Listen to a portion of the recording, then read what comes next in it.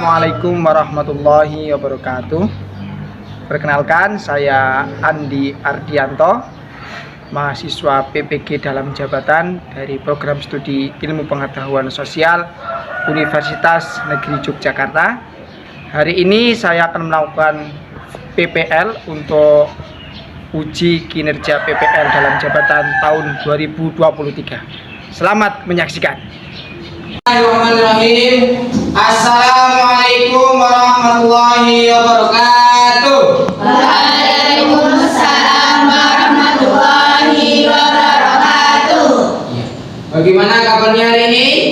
Alhamdulillah, luar biasa, tetap semangat, Allahu Akbar. Ya, alhamdulillah ya. Hari ini kita bertemu kembali di pelajaran IPS. Nah, sebelum kita memulai pelajaran, kita awali dulu dengan membaca doa. Silakan untuk ketuanya untuk memimpin doa ini. Silakan Mbak Zafar. Bagaimana? Ini apa? Before we start our activity today, let's pray together with you.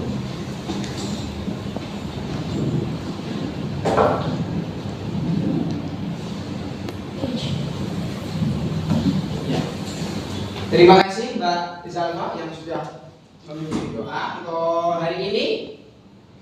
Ada yang nggak masuk? Masuk semua berarti? Ya. Tidak ada yang sakit, tidak ada yang sehat. Dan berikutnya kita membaca satu surat one day one surah sesuai dengan jadwal. Kita membaca surat Ad-Duha. Kita baca bersama-sama surat Ad-Duha. Abata. A'udzu billahi minasy syaithanir rajim. Bismillahirrahmanirrahim. Wadduha wal laili idza saja. Ma wadda'aka rabbuka wa ma qala. Walal akhiratu khairul laka minal ula. Ya, alhamdulillah untuk pembacaan Al-Quran hari ini sudah selesai. Semoga menambah keberkahan kita.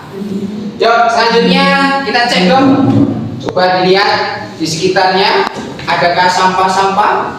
Nah, kalau ada silakan bisa diambil. Nanti bisa dirapikan, dibuang ke tempat sampah gitu ya. Nah, kita membiasakan diri kita untuk rapi, untuk bersih agar kita juga nyaman gitu ya.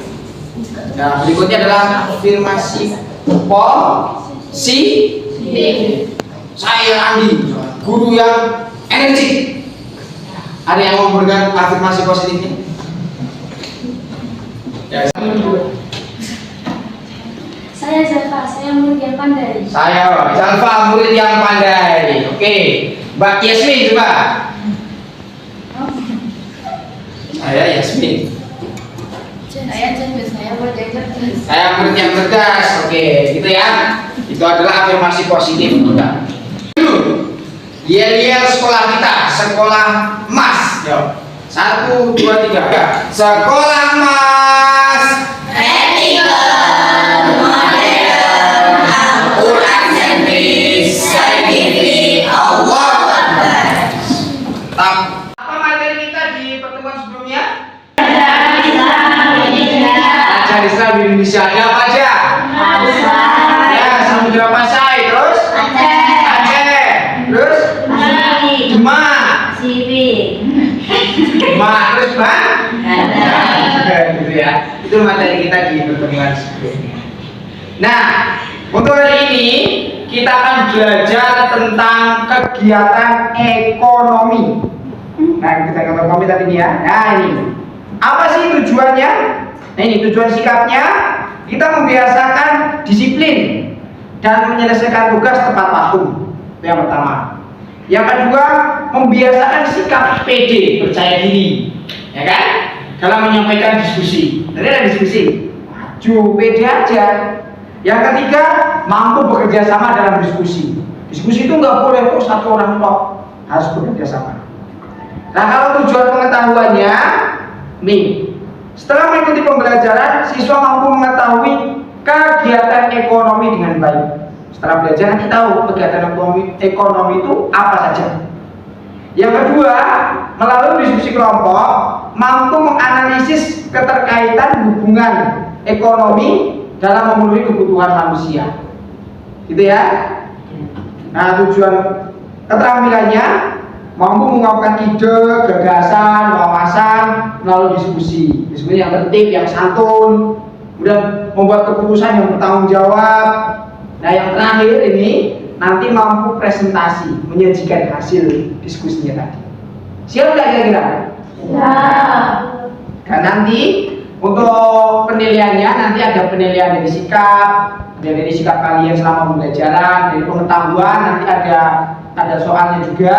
Kemudian kalau keterampilan dilihat dari bagaimana kalian presentasi dan diskusi, menjawab pertanyaan. Untuk penilaiannya seperti itu. Nah, secara garis besar nanti saya akan menyampaikan materi pengantar, yaitu tadi kegiatan ekonomi. Kemudian nanti kita akan menyimak video. Nah, setelah menyimak video kita akan ada diskusi berkaitan di LKPD ini. Nanti kita diskusikan penyelesaiannya seperti apa. Kemudian setelah diskusi, presentasi, ada penutup. Nanti itu ada termasuk sudah post test sama pretest ya. Jadi kegiatan pembelajaran kita secara garis besar seperti itu.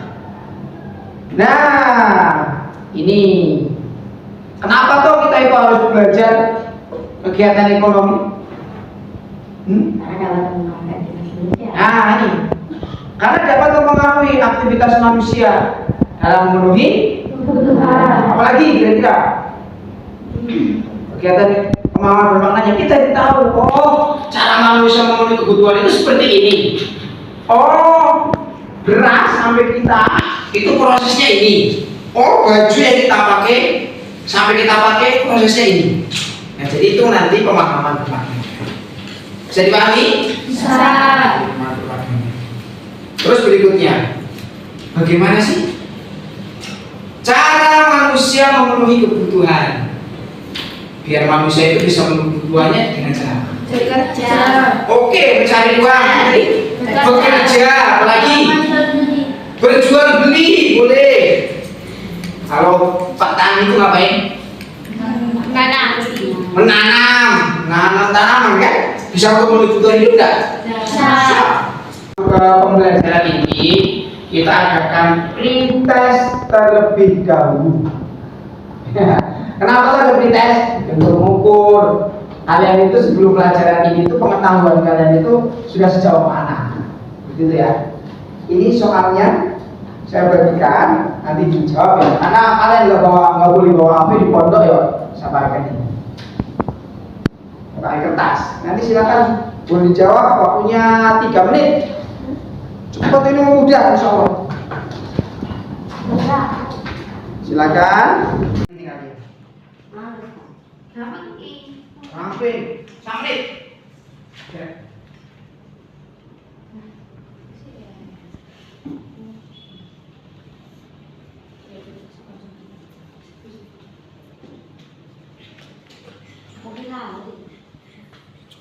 Tadi kita sudah melaksanakan pretest. Selanjutnya ada kegiatan pengantar materi dari saya ya.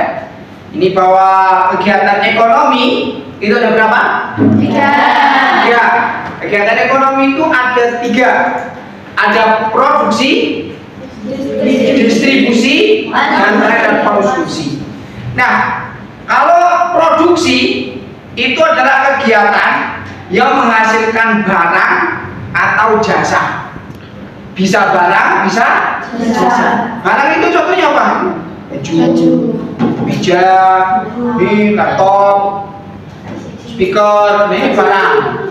Kalau jasa apa contohnya? Menjahit, potong rambut, bisa pendidikan, guru itu juga bergerak di bidang jasa. Nah, orang yang melakukan kegiatan produksi atau orang yang memproduksi itu dinamakan dengan produsen. Nah, tujuan produksi itu ada 3. Kenapa tuh orang memproduksi barang? Yang pertama apa?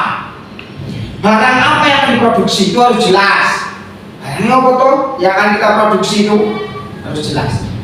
Yang kedua, bagaimana memproduksinya? Apakah menggunakan mesin? Apakah menggunakan tenaga manusia? Kalau pakai mesin, apakah mesin yang canggih atau mesin yang sedang? Kalau pakai manusia, berapa yang dibutuhkan? Yang ketiga, untuk siapa barangnya atau jasanya diproduksi? Saya misalnya ada produsen membuat baju, tujuannya untuk laki-laki dengan perempuan. Beda tidak bajunya? Pasti beda. Nah, maka tujuan produksi harus jelas. Oh, produsen ini mau membuat baju untuk laki-laki, maka bentuknya seperti ini. Produsen ini mau membuat baju untuk perempuan, maka prosesnya juga seperti ini. Itu berbeda. Bisa dipahami? Oke. Yang kedua, distribusi.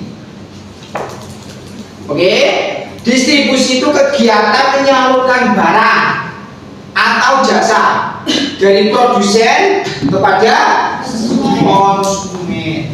Jadi produsen itu siapa? Orang yang kemudian sampai konsumen. Orang yang melakukan distribusi namanya distributor. Jadi membawa barang, angkut, entah itu memakai kapal atau pesawat, bis atau transportasi yang lainnya, kereta, itu namanya distributor, menyalurkan. Nah, tujuannya ini, tujuan distribusi satu, untuk menyalurkan barang dari produsen ke konsumen. Harus sudah jelaskan. Yang kedua, supaya barangnya itu berguna. Kalau nggak diantar, pabrik buat nih, pabrik buat handuk, tapi nggak diantar ke konsumen, nanti gimana hasilnya? Mendor kan? Iya, nanti akan tetap di pabrik aja itu, nggak kemana-mana, nggak berguna nanti.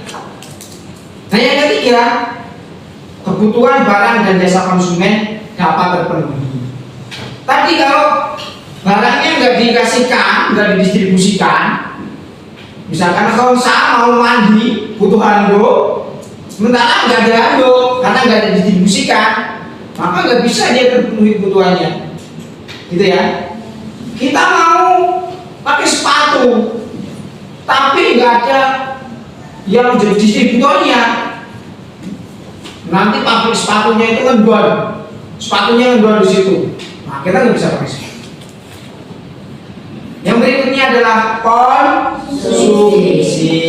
Nah, konsumsi itu kegiatan yang menghabiskan, ini habis-habis nilai guna suatu barang atau jasa, memakai, menghabiskan atau memakai. Nah, orang yang melakukan kegiatan konsumsi disebut konsumen. Konsa, makan, konsa itu siapa? Misalkan Zalfa itu menggunakan ballpoint. Nah maka Zalfa itu disebut juga dengan konsumennya ballpoint itu, karena dia menggunakan itu. Khalidah misalkan makan lele, maka dia mengkonsumsi lele karena lelenya habis dikonsumsi, gitu ya.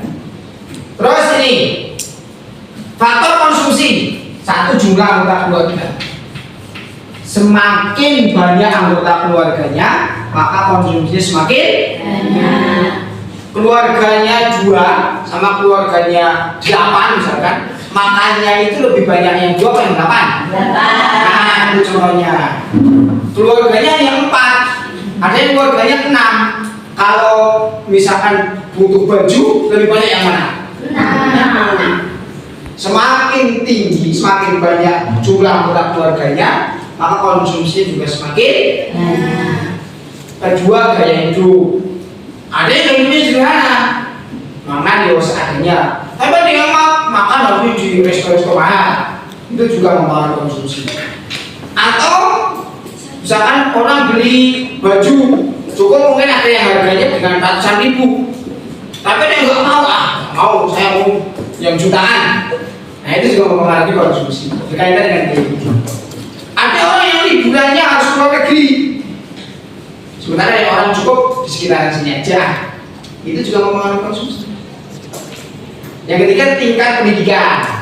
Semakin tinggi tingkat pendidikannya, maka semakin tinggi kebutuhannya.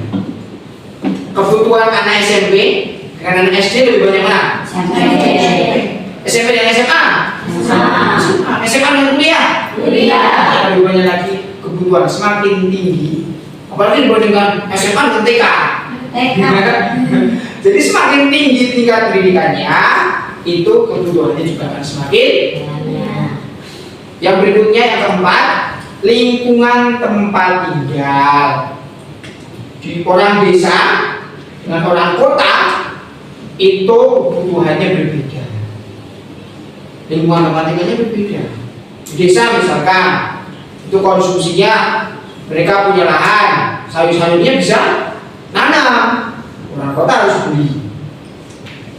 Orang desa misalkan untuk rumah sakitnya jauh, maka dia butuh biaya banyak karena jauh kan, untuk sewa mobil, perjalanannya jauh, tenaganya juga jauh banyak. Tapi orang kota yang dekat dengan rumah sakit itu lebih dekat, maka biayanya juga lebih dekat.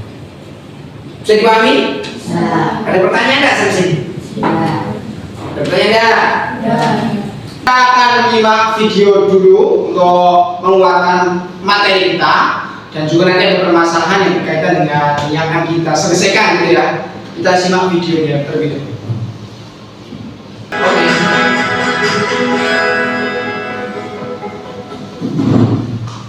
Hai semua, ketemu lagi sama aku Luna. Selamat datang di channel Ngomongin Uang. Di video kali ini, aku mau bahas tentang sebuah polemik dalam perekonomian Indonesia yang mungkin paling ironis buat diomongin, yaitu tentang kondisi pertanian di Indonesia. Emang ada apa sih sama pertanian di Indonesia? Kenapa bisa ironis? Jadi gini ceritanya. Kamu tahu nggak sih kalau sebagian beras yang kita konsumsi tiap hari, kedelai yang jadi bahan baku tahu tempe buat sarapan kita, bawang yang jadi bumbu masakan ibu di rumah, dan sambal yang jadi kesukaan kita semua, itu tuh sebagian sumbernya bukan dari hasil panen para petani kita loh. Kalau bukan dari petani kita, terus sumbernya dari mana dong? Nah, sumbernya mana nih? Kalau bukan impor alias beli dari luar negeri. Kok bisa ya? Padahal kan Indonesia terkenal sebagai negara agraris yang luas dan subur. Tapi kok malah beli beras dan kedelai dari luar negeri sih? Apalagi dua hasil pertanian itu jadi bahan makanan pokok kita. Aku kasih gambaran lebih jauh ya, tentang betapa ironisnya masalah pertanian kita. Negara kita tuh punya 26 juta hektar lahan subur. Lahannya 26 juta 300 ribu hektar buat lahan pertanian. Selain itu, Indonesia juga punya lahan buat agrikultur yang luasnya 8,3 juta hektar atau sekitar 33% dari total wilayah daratan Indonesia. Nah, kalau tidak ada ini, kita duduk berkelompok. Silakan berkelompok. Kelompok seperti kemarin ya, kelompoknya kelompok 1 di sini, 2 di sana, 3 di sini. Nah, silakan bisa berkelompok. Kita tadi sudah menyimak berkaitan dengan permasalahan pertanian di Indonesia.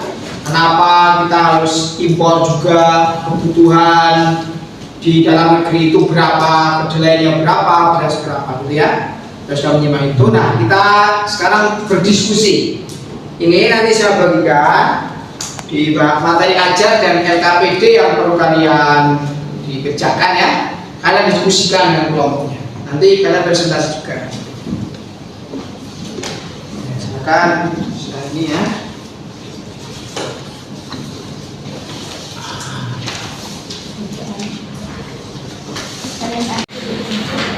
Nah, silakan kalian diskusikan dengan kelompok kalian berkaitan dengan permasalahan yang ada di LKPD.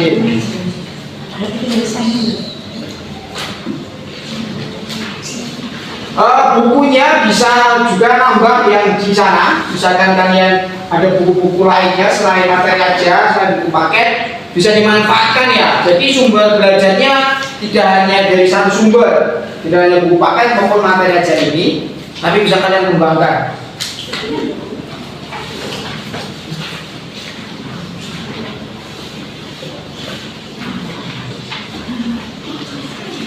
Ini.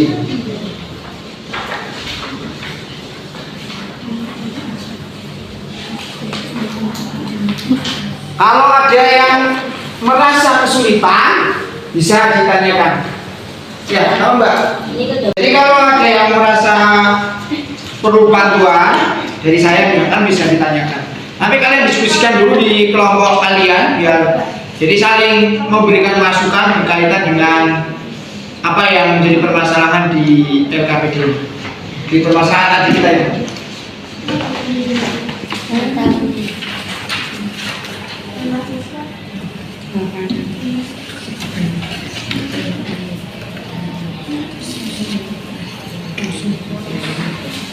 Ada Kapan ini? saling memberi masukan ya, saling memberi masukan. Terima kasih teman-teman yang sudah berdiskusi dengan baik hari ini. Berikutnya kita ice breaking terlebih dahulu, gitu ya. Nah, ice breakingnya yang ringan-ringan aja. Nanti kalau saya memberikan, kan udah pernah belajar ya, ya break 1, break 2, apa? Nah, gitu aja, biar lebih semangat tuh. 1, 2, 3, break 1, break 2, break 3. Wah, malah kelodean ya. Kelodean, senang ya kelodean. Ya, cukup. Nah, sekarang saatnya presentasi. Sudah diskusi, sekarang waktunya presentasi. Oke, silakan dimulai dari kelompok 1 terlebih dahulu untuk mempresentasikan hasil diskusi. Bisa disini Mbak, biar menghadap. Assalamualaikum warahmatullahi wabarakatuh. Waalaikumsalam. Saya dari kelompok 1 ini mempresentasikan hasil diskusi. Peristiwa apa yang kalian lihat pada gambar di atas, yaitu ada kekeringan, gagal produksi, impor beras, konsumsi. Apakah yang melatar belakangi terjadinya masalah tersebut? Nomor 2, ada gagal panen, penggunaan secara berlebihan. Di situ nomor 3, sebutkan dampak yang terjadi pada masalah tersebut. Ya. Banyak orang yang tidak mau menjadi petani, petaninya kurang sejahtera. Banyak orang yang menjual lahannya. Yang nomor terakhir, bagaimana upaya pemerintah dan petani Indonesia supaya panen meningkat dan tidak ketergantungan impor. Pemerintah memberikan pelatihan kepada petani. Habis itu subsidi pupuk biar murah. Nah, betul, terus? Ya, ini presentasi dari kelompok 1. Silakan dari kelompok 2 untuk menanggapi. Bertanya boleh, menambahi boleh, atau mau menyanggah boleh. Silakan dari kelompok 2. Oh ya, silakan Mbak Yasmin.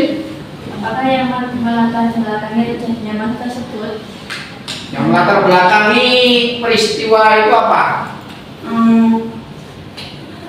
Penggunaan secara berlebihan.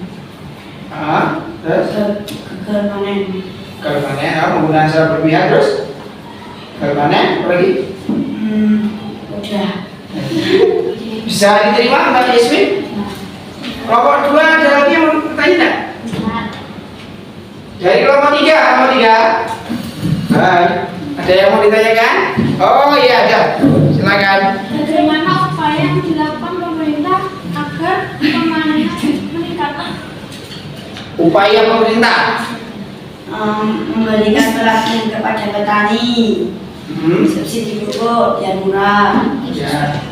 Nah, 2H. Ini tadi kelompok 3.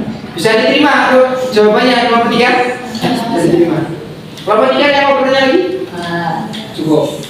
Cukup ya? Kalau tidak ada, silakan dari nomor 1 untuk menutup. Sekarang dari saya kata maaf. Assalamualaikum warahmatullahi wabarakatuh. Waalaikumsalam warahmatullahi wabarakatuh. Nah, untuk berikutnya kita sudah presentasi. Berikutnya kita post test untuk mengukur. Tadi kalian beli tes untuk mengukur kemampuan awal. Nah, setelah belajar ini untuk post test, ada nggak peningkatannya? Nah, dibuktikan dengan jawab. Nah, oke, silakan dikerjakan. Waktunya 3 menit.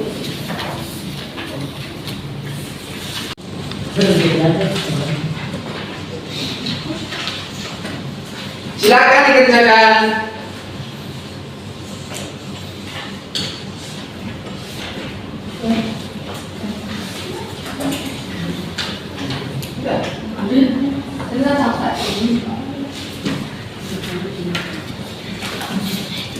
Teman, tadi kita sudah post test. Nah, langkah berikutnya kita ini. Apa sih kesimpulan pelajaran kita hari ini? Ada yang Dan ekonomi ada 3. Produksi, distribusi, sama konsumsi. Oke, makasih Pak Fonsa. Ada lagi yang memberikan kesimpulannya ya, Mbak? Jumlah konsumsi sebanding dengan jumlah anggota keluarga. Oh, apa tadi? Jumlah konsumsi sebanding dengan jumlah anggota keluarga. Oke, terima kasih Mbak. Ada lagi satu lagi lah yang memberikan kesimpulan. Silakan Mbak. Untuk memenuhi kebutuhan manusia harus bekerja. Oh, untuk memenuhi kebutuhan manusia harus. Oke, terima kasih teman-teman yang sudah memberikan kesimpulan untuk pelajaran ini. Nah, marilah kita merefleksikan diri kita, refleksi diri. Kita menjawab pertanyaan sederhana ini. Yang pertama, apakah aku sudah melakukan pembelajaran secara bertanggung jawab? Sudah belum? Yang kedua, sudah mengumpulkan tugas tepat waktu? Di post test, presentasi dan tepat waktu? Oke. Apa inspirasi dari pembelajaran tentang kegiatan ekonomi? Oh iya. Bercita-cita untuk mempunyai pabrik. Wes. Bercita-cita untuk mempunyai pabrik. Ada lagi? Kegiatan ekonomi. Mengetahui kegiatan ekonomi. Oke, siap. Siap, Gus ya. Yang berikutnya, apakah aku sudah mampu mengidentifikasi kebutuhan ekonomi, kegiatan ekonomi? Sudah? Sudah. Bagaimana agar kebutuhan manusia bisa tercukupi? Bekerja, apalagi? Jual beli, menanam. Cukup? Bekerja, jual beli, menanam. Melakukan produksi. Nah, terima kasih teman-teman. Berikutnya adalah tindak lanjutnya. Kita sudah belajar tentang kegiatan ekonomi. Jadi harapannya ilmu yang kita dapatkan hari ini itu bukan berhenti di kelas, tapi ada tindak lanjutnya. Tindak lanjutnya apa? Ya minimal 2 lah. Yang pertama, kalian baca lagi materi yang berkaitan dengan kegiatan ekonomi. Boleh dari buku-buku ini, boleh dari buku-buku yang lainnya. Yang kedua, kalian itu bisa mengamati. Kalau jalan-jalan atau pulang, kalian bisa mengamati kegiatan ekonomi yang di sekitar kalian itu apa aja sih? Oh, di sawah ada orang yang sedang menanam. Berarti dia sedang melakukan kegiatan apa? Produksi. Oh, ada misalkan truk yang membawa paket. Itu berarti sedang membawa apa? Distribusi. Nah, itu tidak lanjutnya kan amati dong. Banyak sekali coba. Dan yang terakhir, kita doa dulu menutup pertemuan hari ini. Kita doa bersama-sama dengan baca doa kafaratul majlis. Alhamdulillahirabbil alamin. Subhanakallahumma wa bihamdika asyhadu an la ilaha illa anta astaghfiruka wa atubu ilaik. Terima kasih teman-teman semua. Sampai jumpa di pertemuan berikutnya. Assalamualaikum warahmatullahi wabarakatuh. Waalaikumsalam.